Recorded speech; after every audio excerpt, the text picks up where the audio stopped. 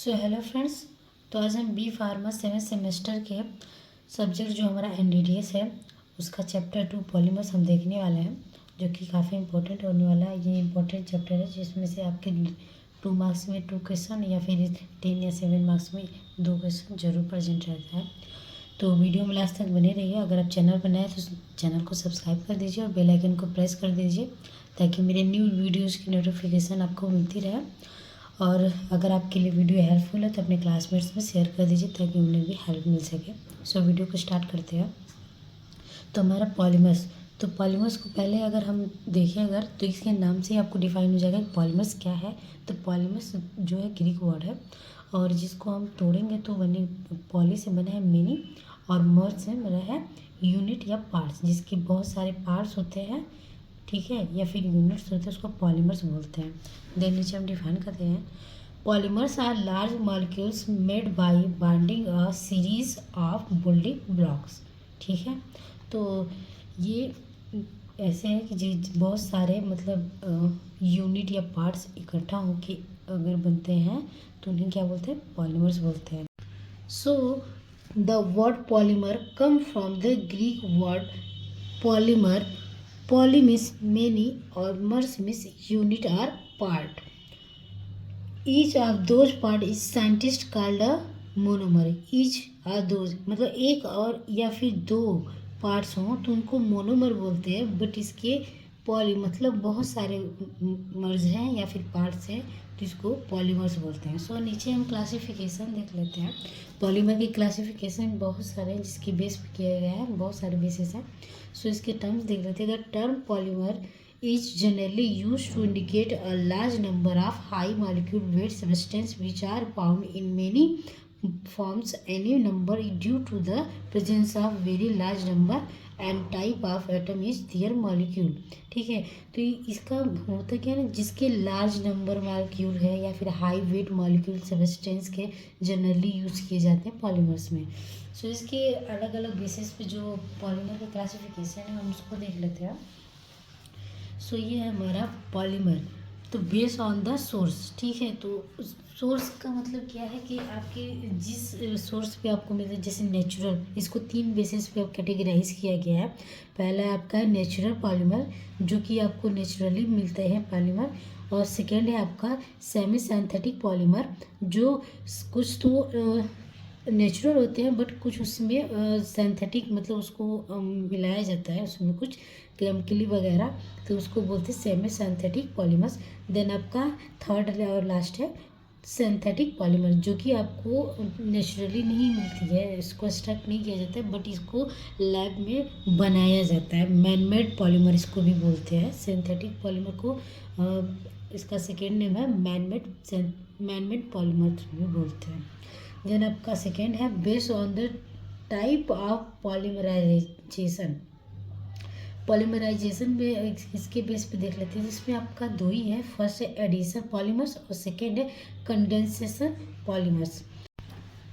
Then आपका third है based on the डिग्रेडेबिलिटी, तो इसमें भी आपका 2 है जो नॉन बायोडिग्रेडेबिलिटी पॉलीमर्स है। सेकेंड आपका है बायोडिग्रेडेबिलिटी पॉलीमर्स।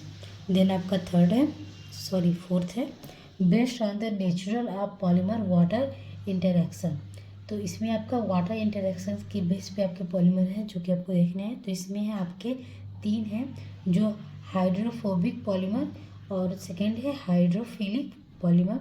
देन आपका लास्ट है हाइड्रोजेल्स। ठीक है, इसमें आपके हाइड्रोफोबिक पॉलीमर मिलेंगे और हाइड्रोफिलिक पॉलीमर मतलब एक वाटर लविंग और एक वाटर हेटिंग मिलेंगे, और जो थर्ड है आपको जेल्स मिलेगा इसमें। देन आपका नेक्स्ट है based on the structure of polymer, तो ये आपको पॉलीमर के स्ट्रक्चर पे भी आपको इसकी क्लासिफिकेशन किया गया है। तो इसमें भी आपके 3 हैं जो कि लीनियर पॉलीमर ऑन स्ट्रक्चर, और सेकेंड है आपका branches chain polymers. Then last है आपका क्रॉस लिंक्ड ऑन और नेटवर्क पॉलीमर, या तो क्रॉस लिंक में होगा या फिर नेटवर्क पॉलीमर्स होगा जो जाल की तरह या फिर नेट की तरह बनाएगा। सो आपका नेक्स्ट है based on the molecular force, तो मॉलिक्यूलर फोर्स पे भी पॉलीमर्स को क्लासीफाई किया गया है जो कि आपके 4 टाइप्स के होते हैं। फर्स्ट है इलास्टोमर्स पॉलीमर्स, देन सेकेंड है फाइबर्स पॉलीमर्स और थर्ड है थर्मोप्लास्टिक पॉलीमर्स, देन आपका लास्ट है थर्मोसेटिंग पॉलीमर्स। देन आपका नेक्स्ट है based on the types of monomers, जो कि ये 2 टाइप्स के होते हैं, जिसमें आपका एक होमोपॉलीमर्स आएगा और देन हेट्रोपॉलीमर्स आएगा। देन आपका नेक्स्ट है बेस्ड ऑन द मॉर्फोलॉजी, तो इसे मॉर्फोलॉजी के बेस पे भी क्लासीफाई किया गया है, जो कि आपके 2 टाइप्स के, एक क्रिस्टलाइन पॉलीमर्स और देन सेकेंड एमोर्फस पॉलीमर। सो आपका लास्ट है बेस्ड ऑन द टॉक्सिसिटी, तो इस पे आपका क्लासीफाई किया गया जो कि 3 टाइप के होते हैं, एक आइसोटैक्टिव पॉलीमर्स और सेंडियोटैक्टिक पॉलीमर्स और अट्रैक्टिव पॉलीमर्स। सो इसको हम बारी बारी से देखते हैं कि ये क्या होते हैं, इनसे क्लासिफिकेशन को, जिसमें हमें एग्जाम में आएगा तो थोड़ा थोड़ा और इसको आपको डिफाइन करना पड़ेगा, उसके एग्जांपल्स भी देने पड़ेंगे। तो इसमें आपका बेस्ड ऑन द सोर्स पर नेचुरल पॉलीमर्स में आपका आएगा, जो कि 3 टाइप के थे आपके, एक नेचुरल पॉलीमर्स और देन सेमी सिंथेटिक पॉलीमर्स और सिंथेटिक पॉलीमर्स है, जिसमें हम फर्स्ट देंगे ये नेचुरल पॉलीमर्स। तो this polymers occurs in nature and are also known as biopolymers. तो ये क्या है, ये नेचुरली इसको एक्सट्रैक्ट किया जाता है या पाया जाता है, जिसको हम बायोपॉलीमर्स भी कहते हैं। काफ़ी इंपॉर्टेंट है ये टर्म, आप याद रखिएगा इसको। इसके एग्जांपल है natural silk, gelatin, albumin, collagen, natural rubber, pectin, albumin, etc। आप देखते होंगे रबर के प्लांट से जो निकलते हैं, या फिर जेलेटिन या फिर सिल्क वगैरह, तो ये पॉलीमर्स ही होते हैं, जो कि नेचुरल पॉलीमर्स होते हैं। देन आपका सेकेंड है सेमी सिंथेटिक पॉलीमर्स। तो this polymers are prepared by chemically modifying the natural polymers whose physical properties are attract chemical treatment. ठीक है, तो ये क्या करते हैं, ये तो कुछ नेचुरल प्रॉपर्टीज जो होती हैं उसमें और केमिकल वगैरह मिक्स करके इसको बनाया जाता है। देन आपका नेक्स्ट है synthetic polymers. This polymers is also called made man polymers. मैंने पहले भी बताई थी आपको कि इसको मैन मेड पॉलीमर्स भी कहते हैं, तो इसको इस टर्म को जरूर आप याद रखिएगा, क्योंकि कभी कभी पूछ देते हैं define the man made polymers. This polymers are synthesize in the laboratory. तो ये क्या होते हैं कि ये लेबोरेटरी में इसको बनाया जाता है या फिर सिंथेसाइज किया जाता है। देन आपका नेक्स्ट है based on type of polymerization. ठीक है, तो पॉलीमराइजेशन पे भी आपका जो क्लासीफाई किया गया था उसको भी हम देखते हैं। तो based on the type of polymerization by which polymers are form, they are classified into following 2 types के। तो ये 2 टाइप्स के थे, एक एडिशनल पॉलीमर्स और सेकेंड जो था कंडेंसेस पॉलीमर्स थे आपके। तो इसमें हम देखते हैं additional polymers are made from olefin, diolefin, vinyl and associated monomer. Olefin, diolefin, vinyl को पॉलीमराइजेशन करके एडिशनल पॉलीमर्स बनाते हैं। Then additional polymer produce by the polymerisation of single monomeric species are termed homopolymers. तो जो additional polymers होते हैं उससे क्या प्रोड्यूस, पॉलीमराइजेशन करके उसको सिंगल मोनोमेट्रिक जो स्पीसीज होते हैं उससे आपको होमोपॉलीमर्स बनाते हैं। जिसमें आपको एग्जांपल देख लीजिए, यहाँ पे आपका NCH2 है, जिसमें डबल बॉन्ड है CH2, जो कि आपका इथेन है, और इथेन से आपको क्या बनाया गया, पॉलीथेन, जिसको हम यूज़ करते हैं। तो इसको होमोपॉलीथेन भी या होमोपॉलीमर भी बोलते हैं। तो इथेन से हम क्या बनाते हैं, पॉलीथेन।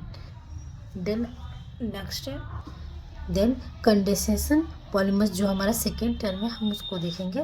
तो this polymers are produced by condensation polymerization process in which intermolecules reaction occur between biofunctional or polyfunctional monomers molecules which have reactive functional group. इसमें क्या होते हैं, जो बायो फंक्शनल, या तो बायो मतलब 2 या फिर पॉली या फिर उससे अधिक जो फंक्शनल होते हैं इसमें करते हैं, जिसमें आपको एग्जाम्पल देखना है। तो इसमें आपको OH है, जिसमें आपका COH है और NH2, और इसमें पॉलिस्टर भी आपका एग्जाम्पल में आएगा, या फिर पॉलीथीन भी एग्जाम्पल में आपको आ जाए। कंडेंसेशन पॉलीमर्स में अगर पूछेगा कि डिफाइन 2 मार्क्स में पूछते हैं question, define the condensation polymers with example, तो आप इसको डिफाइन कर सकते हैं ऐसे, और इसके एग्जाम्पल पॉलीथीन, पॉलिस्टर, ये आपको एग्जाम्पल दे सकते हैं।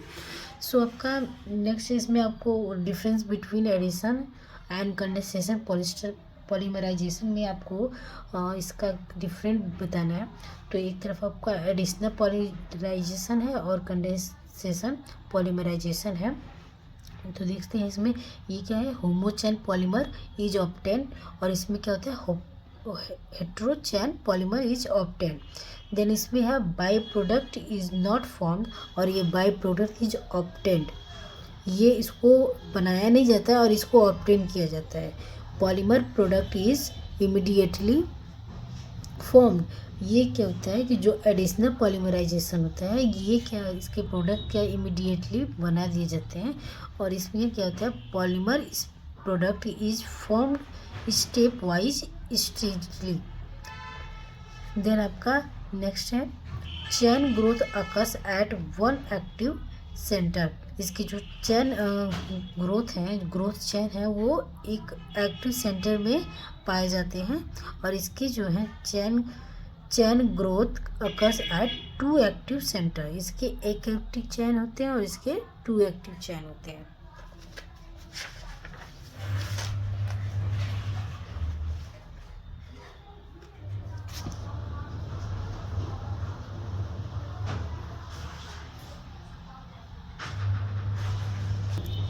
देन देखिए बेस्ड ऑन द डिग्रेडेबिलिटी, ये आपका थर्ड है जो क्लासिफिकेशन है। तो based on the capability to degrade polymer are classified into the following 2 types, जो कि आपकी इसमें 2 टाइप्स के हैं, नॉन बायोडिग्रेडेबल पॉलीमर्स और देन बायोडिग्रेडेबल पॉलीमर्स। तो इसमें हम नॉन बायोडिग्रेडेबल पॉलीमर्स देखते हैं। तो this polymer do not undergo natural degradation in the body, तो ये क्या होते हैं, ये बॉडी में या फिर नेचुरली डिग्रेडेशन नहीं होते हैं, जिसमें आपका एग्जांपल है सेलुलोज, एसीटेट, पॉलीथीन। ठीक है, तो ये आपका कभी ख़त्म नहीं होते हैं। बायोडिग्रेडेबल का मतलब जो कभी नष्ट ना हो। तो ये जिसमें देखिए एक तो बायोडिग्रेडेबल है कि एक आसानी से हो जाएगा कि आप कोई केमिकल मेथड या फिर नेचुरली ये आपका डिग्रेडेबल हो जाएगा मिट्टी वगैरह में, बट ये जो ये है ये कभी डिग्रेडेबल नहीं होते। नॉन बायोडिग्रेडेबल पॉलीमर्स में देखिए आपका पॉलीथीन है, आपने कभी उसे सड़ते गलते नहीं देखा है, तो ये उसको अब ये आपका नॉन बायोडिग्रेडेबल पॉलीमर्स होता है। देन आपका सेकेंड है बायोडिग्रेडेबल पॉलीमर्स। तो this polymers undergo natural degradation in the body. तो ये पॉलीमर्स क्या होते हैं, इनका जो ये ख़त्म जो होती है या फिर इनको जो नष्ट किया है वो बॉडी के अंदर ही ख़त्म किया जाता है। तो ये इसमें आपके एग्जांपल आएंगे पॉलीलैक्टिक एसिड और पॉलीग्लाइकोलिक एसिड।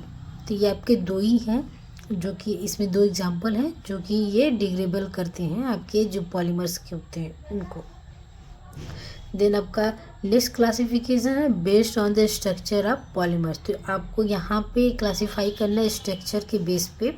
तो ये आपका आ जाएगा in this polymer the monomer are linked with one another and make a long strength chain.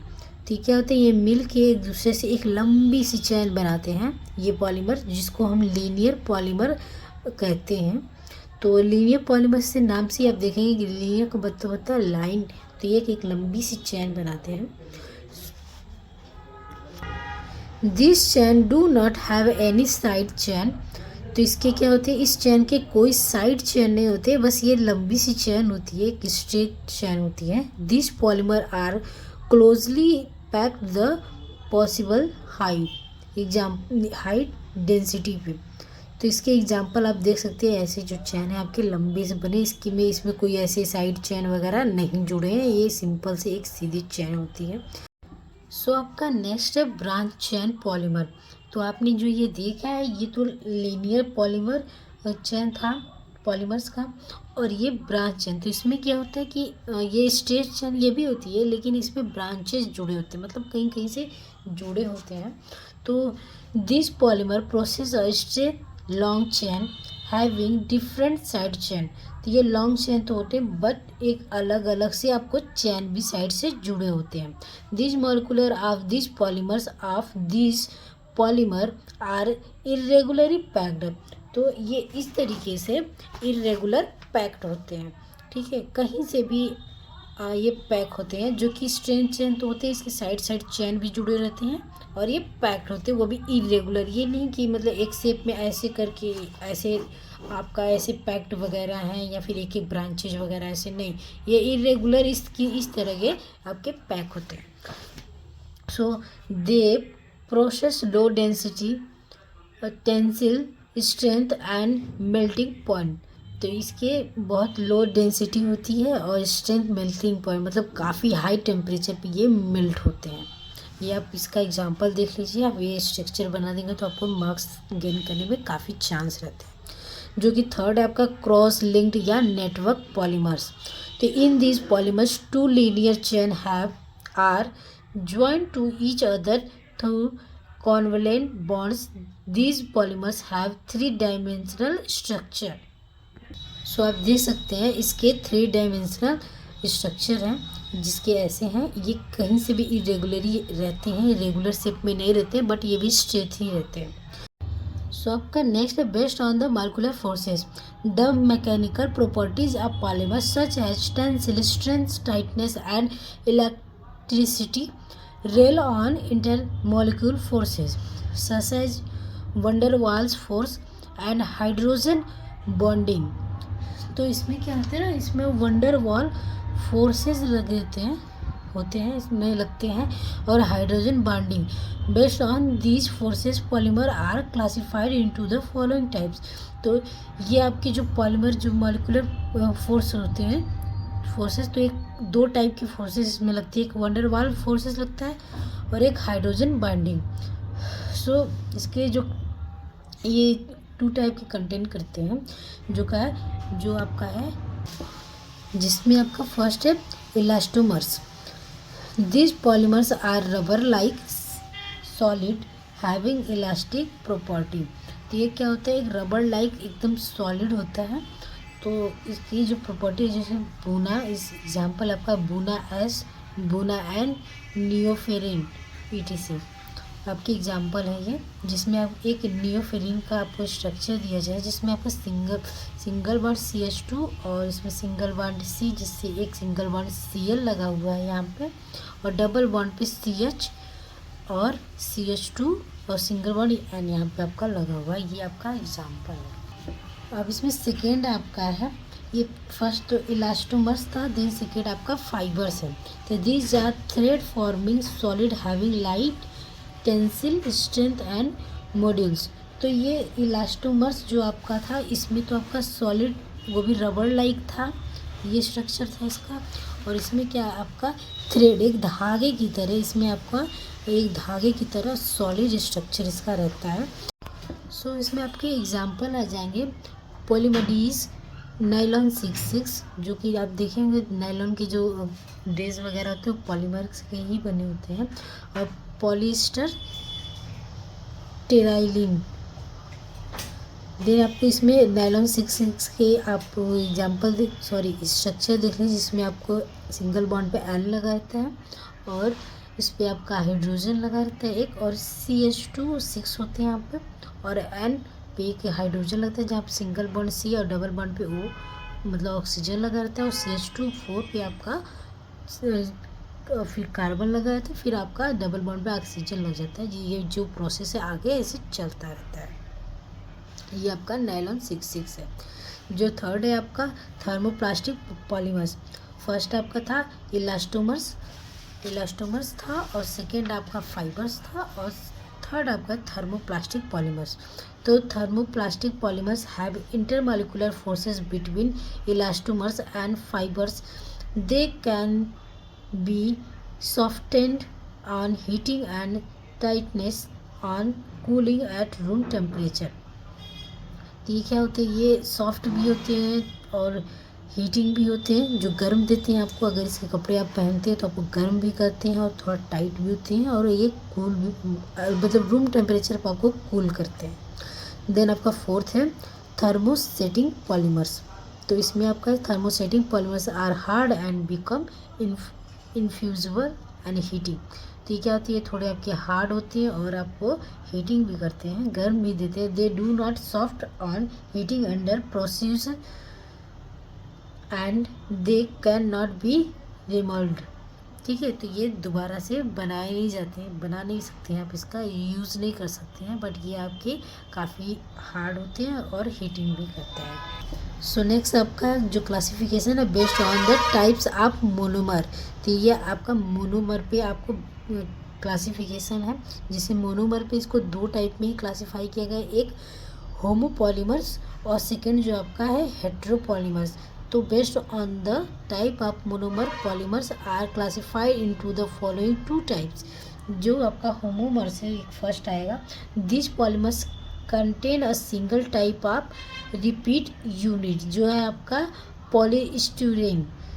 Then आपका सेकेंड है हेट्रोपॉलीमर्स, जिसको कोपॉलीमर्स भी बोलते हैं। This polymers are made up of two different monomers, जिसमें आपका ब्यूटाडीन और स्टीरीन रबर्स भी आ जाएंगे आपके। फिर से आपका नेक्स्ट क्लासिफिकेशन है बेस्ड ऑन द मॉर्फोलॉजिकल। तो मॉर्फोलॉजी पे भी आपको टू टाइप्स पे क्लासिफाई किया गया है, जो कि आपका एक क्रिस्टलाइन पॉलीमर्स है और सेकेंड जो आपका आएगा एमॉर्फस पॉलीमर्स आएगा। तो is based on their morphological polymers are classified into the following two types. First crystalline polymers do not always form perfect crystalline material but are semi crystalline, having crystalline as well as amorphous region. Then आपका second है इसमें amorphous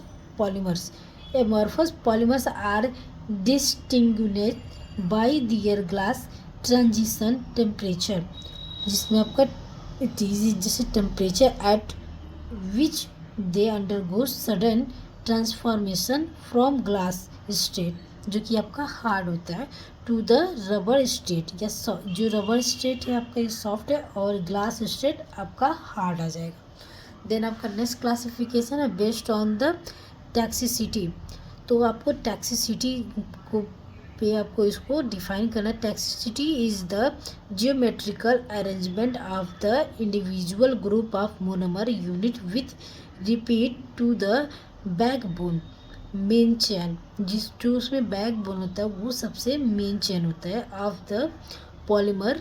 based on the structure polymers are classified into the following this type, जिसमें आपका first आ जाएगा आइसोटैक्टिक polymers. सो इसमें हम देख रहे हैं in this polymers the characteristics और side group are arranged on the same side of the main chain. तो इसमें देखिए आपको इसका आइसोटैक्टिक पॉलीमर्स का एक एग्जांपल है, जिसमें आपको CH पे सिंगल बॉन्ड CH3 लगा है और यहाँ पे सिंगल बॉन्ड CH2 CH फिर CH लगा है यहाँ पर सिंगल बॉन्ड पे, देन इस पे जुड़ा हुआ है CH3, देन आपका सिंगल बॉन्ड लगा है यहाँ पे CH2 लगा है और CH पर आपका CH3 और सिंगल बॉन्ड पे CH2, ये जो आपके चैन है ये ऐसे चलता ही रहता है। सो इसमें आपका सेकेंड है सेंडियोटैक्टिक पॉलीमर्स। तो in this polymers the characteristics are side group are alternately arranged. तो इसमें एक अल्टरनेटली अरेंज होते हैं, जो कि देखिए आप यहाँ पे देख सकते हैं सिंगल बॉन्ड पर आपका CH और उस पर सिंगल बॉन्ड पे CH3 लगा हुआ है और देन आपका सिंगल बॉन्ड पे CH2 और CH आपका जो कि सब सिंगल बॉन्ड पे लगे हुए हैं और CH3 अरेंज जो आपके अरेंजमेंट है यहाँ पे CH3 ऐसे आपका रहे, जिसको हम सेंडियोटैक्टिक पॉलीमर्स है। ये जो आपका चेन है ऐसे चलता रहता है। देन आपका थर्ड है attractive polymers. In this polymers the characteristics और side group are randomly arranged around the main chain attractive polymers have proper strength and high elasticity। तो इसके आप यहाँ पर स्ट्रक्चर देख सकते हैं अट्रैक्टिव पॉलीमर्स के, जो कि इसमें भी आपका सिंगल बॉन्ड पे ही सभी लगे रहते हैं। ये जो चैन है आपका चलता रहता है। अब इसमें आपको प्रॉपर्टीज़ देखना है, प्रॉपर्टीज़ ऑफ पॉलीमर के। तो इसमें हम सबसे पहले यूज़ देख लेते हैं। तो पॉलीयूरेथ्रीन फॉर इलास्टिसिटी, मतलब आप रबड़ देखते हैं उसको खिंचाव के लिए, तो इसमें पॉलीयूरेथीन जो होते हैं ये पॉलीमर्स ही यूज़ किए जाते हैं। Polyethene for tightness and lock of swelling, तो ये टाइटनेस के लिए यूज़ किए जाते हैं और स्वेलिंग को भी लॉक करने में यूज़ किए जाते हैं, स्वेलिंग को ख़त्म करने में भी यूज़ किए जाते हैं। पॉलीसिलोएक्सिन जो कि, या फिर आपका सिलिकॉन, ठीक है, आप सिलिकॉन देखे होंगे, तो सिलिकॉन फॉर इंसुलेटिंग एबिलिटी में इसको यूज़ किया जाता है। तो अब यहाँ पे आइडियल प्रॉपर्टी देख लेते हैं जो कि पॉलीमर्स के है। तो आइडियल पॉलीमर्स प्रॉपर्टीज़ है, तो it should B not toxic, तो ये कोई टॉक्सिक सब्सटेंस नहीं होता है जो कि आपको हार्म पहुँचाए, और it should be easy to administrate, तो इसको आप इजीली आप एडमिनिस्ट्रेट कर सकते हैं। It fabrication should be easy and inexpensive, तो ये कुछ मतलब सस्ते भी, इसके फैब्रिकेशन, इसके जो कपड़े आते हैं जिसके पॉलीमर्स के, आपको जो नायलॉन्स के कपड़े वगैरह आते हैं, तो काफ़ी मतलब काफ़ी महंगे आते हैं। ये मतलब आसानी से मतलब बोले तो सस्ते नहीं मिलेंगे, लेकिन काफ़ी महंगे आते हैं, लेकिन बहुत अच्छे होते हैं। तो it should have a good mechanical strength, और इसमें एक अच्छी मैकेनिकल स्ट्रेंथ भी होती है। सो इसमें एडवांटेज आप पॉलीमर्स देख लेते हैं कि इसका एडवांटेज क्या है या फिर इसके फ़ायदे क्या हैं। तो इट हैव लो डेंसिटी, इसके डेंसिटी लो होती है, और ये क्या होते हैं, रिसाइकेबल होते हैं, मतलब इसको रिसाइकल करके आप फिर से बना सकते हैं। और ये क्या होता है, लो एब्सोल्यूट स्ट्रेंथ होते हैं इसमें। इट इज़ अल्टर ड्यूरेबल, और ये अल्ट्रा ड्यूरेबल भी होते हैं, और इट इज़ फ्लेक्सिबल, और ये काफ़ी फ्लेक्सिबल होते हैं, मूवमेंट आप चारों तरफ मूवमेंट करा सकते हैं आप। इट इज़ चीपर, और ये थोड़े सस्ते भी होते हैं बट महंगे भी होते हैं, जो अच्छे खासे आते हैं। आप तो डुप्लीकेट भी बनाते हैं लोग जिसको बोलते हैं सिंथेटिक, तो वो थोड़ी मतलब चीपर आते हैं, काफ़ी सस्ते मिल जाएंगे, बट जो ओरिजिनल होता है वो काफ़ी एक्सपेंसिव होता है।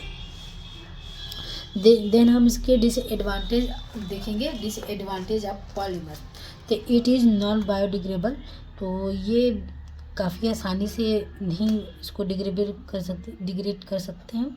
और इट इज़ ईजिली ब्रेकेबल, और ये आसानी से तोड़ा जा सकता है इसको। और the low molecular weight polymer polythene bags are difficult to recycle, और जो पॉलीथीन वगैरह जिसके सबसे लो मॉलिक्यूल होते हैं उनको काफ़ी मतलब उसको डिफ़िकल्ट होता है, बहुत कठिनाई से उसको हम रिसाइकल कर सकते हैं, वरना नहीं, कभी कभी तो नहीं भी होते हैं। जिसमें आपका application of polymer in formulation of CRDDS, जिसको control release drug delivery system भी बोलते हैं। तो CRDDS में आपको देखना है, इसमें आपका जो फर्स्ट है एप्लीकेशन, तो CRDF देखना है, जिसको कंट्रोल रिलीज ड्रग फॉर्म भी बोलते हैं। तो स्वेलिंग कंट्रोल रिलीज सिस्टम, जिसमें आपको स्वेलिंग को कंट्रोल करने में भी इसको यूज़ किया जाता है। और बायोडिग्रेडेबल सिस्टम में, और ऑस्मोटिकली कंट्रोल ड्रग डिलीवरी, और अल्ट्रासाउंड रिस्पॉन्सिव ड्रग रिलीज में भी हम यूज़ कर सकते हैं। देन आपका स्टिमुलस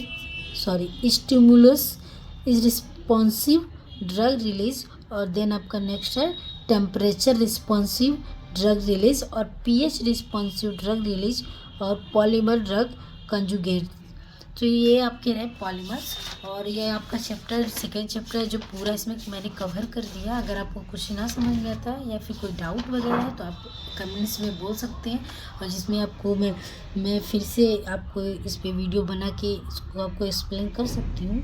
और वीडियो कैसा लगा कमेंट्स में ज़रूर बताइएगा, और अगर हेल्पफुल है तो अपने फ्रेंड्स में ज़रूर शेयर कर दीजिएगा, और चैनल को सब्सक्राइब कर दीजिएगा, बेल आइकन को प्रेस कर दीजिएगा। थैंक यू फॉर वॉचिंग, मिलते हैं नेक्स्ट वीडियो।